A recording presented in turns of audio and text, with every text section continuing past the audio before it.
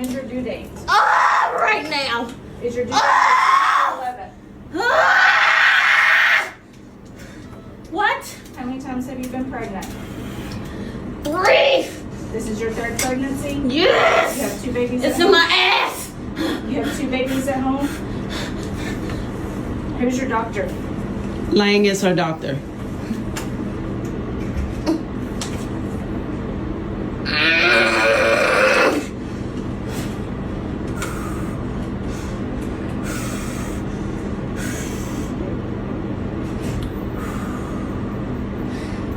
Y'all treat all your patients like this or just the black ones? Beverly, this is the first time patient for you. Alright, last name is Jones. She's G3P2. I'm not sure when her due date is. Her due I date is just the said it 10th. was the 10th. I think her due date is the 10th. She got 3 pregnancies, 2 babies at home. 2 contractions or other minutes. I bet y'all listen next time. When you found out you was delivering at this hospital, Lang. your ass should have changed doctors.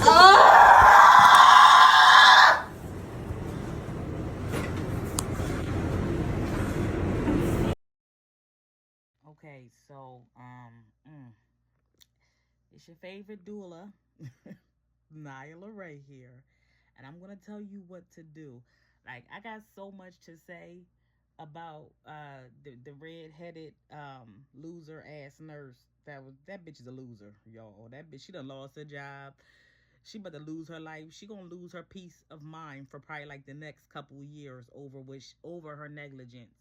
This bitch is officially a loser. But let me tell y'all, mommies, this is what you do in them cases. I've been through this twice, believe it or not.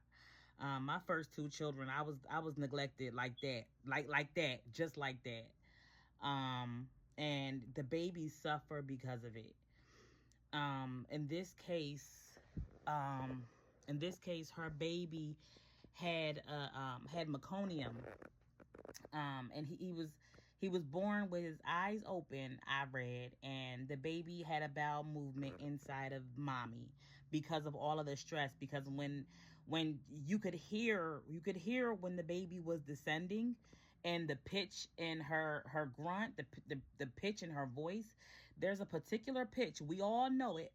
Everybody who's ever had a baby knows this, but there's a particular pitch in the voice. And you know what? No, I'm sorry. I'm not going to say anybody who's ever had a baby, because I know women who have only ever had C-sections. So I cannot say this about everybody.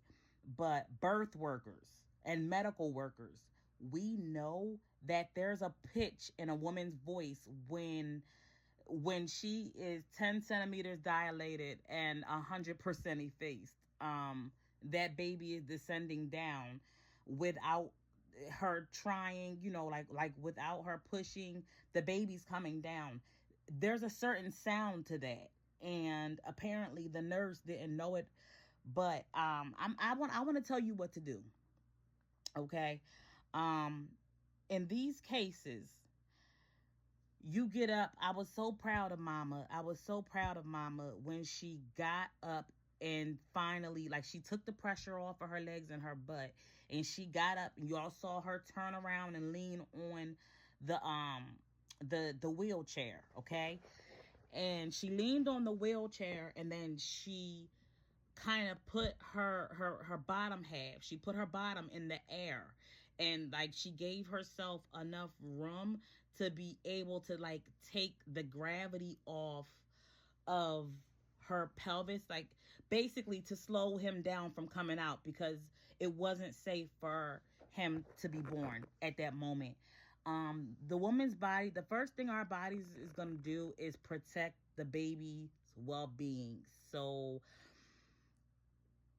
our body will do everything that it can to stop the baby from coming out. If we are sending the stress signals through our hormones and through our I can't even think.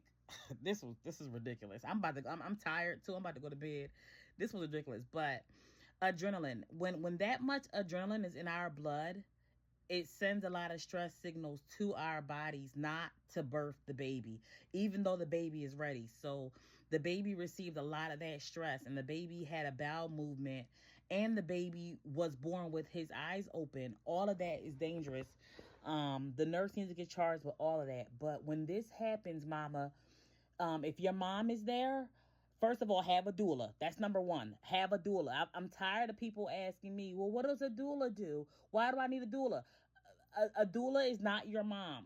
A doula is the kind of support that actually will be beneficial to you when it comes to being productive, getting stuff done, making sure everything is safe and healthy for you. Your doula is your birth protector. Your doula is your physical therapy. It's like your pain management therapist during labor and delivery. Like your doula, I know me as a doula, I would all that nurse stuff, answering questions. My clients ain't got to answer no questions. I don't even like my clients to talk while they're in labor. I like for them to focus on our hypnobirthing and pain relieving techniques. But all of them answering questions, demographics, and when's your due date and who's your doctor, I answer all of those questions. I would have been the only one dealing with that redhead nurse. My baby mom would not have dealt with that. But to be completely honest with you, even her mom being there as the support, like the stuff that her mom was saying was counterproductive. I understand she wanted to like be offensive toward the nurse who was being offensive, but her mom was counterproductive. Get a doula. You need a doula. If you're going to have a baby, I don't care if you're going to have a C-section or not. Get a doula. You need a doula, period. But your insurance pays for it in about 29 states now. It started off with just 16. Now in about 29 states, doula care is covered by medical insurance. Please get a doula. But you need to, okay, so us as women, you know how we go to the bathroom and we squat down over the toilet so that we don't gotta touch the toilet, like if it's a public bathroom. That's the way you need to squat to go ahead and deliver the baby whenever you're in a situation like that. But your mom, like your support person, they need to create some kind of clean cushion, some kind of clean mat, something, something, basically a safe landing point for the baby. Her mother should have been right underneath of her while she bared down, squatted down. So the baby, he would have just fell out. He would just slid right out. She could have caught him. He wouldn't have hit the floor or anything like that. And they would have put him on something clean and then instantly wrapped him in it. And then, you know what I mean? Had her sit down on something like, y'all know them, the medical mats. The medical mats. That's all it would have taken. The medical mats. One on the wheelchair and one, on a table for her and the baby. Like, it really all could have been so much more simple. I'm so, in those cases though, mama, you have to breathe and you got to do your best not to stress out. I've been there before. I've been neglected like that before. I've been treated like that before. I have. And my first 2 babies were hospital visits. And I never went back to the hospital. My last 3 babies, I had my last 3 babies in birthing centers with midwives that did way better jobs than any OBGYN, any nurse. I was treated very poorly by nurses, white old nurses, in Chester Crozier Medical Center. The hospital's closed now. But white old nurses. I was treated horribly. When I had my first baby, I was only 14, and I was treated horribly, and I was neglected, and it caused problems. My second baby, I was 26 years old, still neglected. A lot of medical malpractice. Like the anesthesiologist had gave me a whole bunch of fentanyl. I was supposed to be getting a epidural. He gave me a whole bunch of fentanyl. My baby was coming out just like hers was. My baby's head was coming down on the table. So I had no business getting any pain medicine at all. It was just time to have the baby. I didn't need any pain medicine. I needed to have the baby. So when I tell y'all, going to birthing centers with midwives and a doula, like, take the proper measures to get the proper care. Don't be lazy and just go to the nearest hospital because you don't feel like doing your research. Find a birthing center with some midwives. Make sure you have a doula. Your doula is your it's your birthing servant during labor and delivery.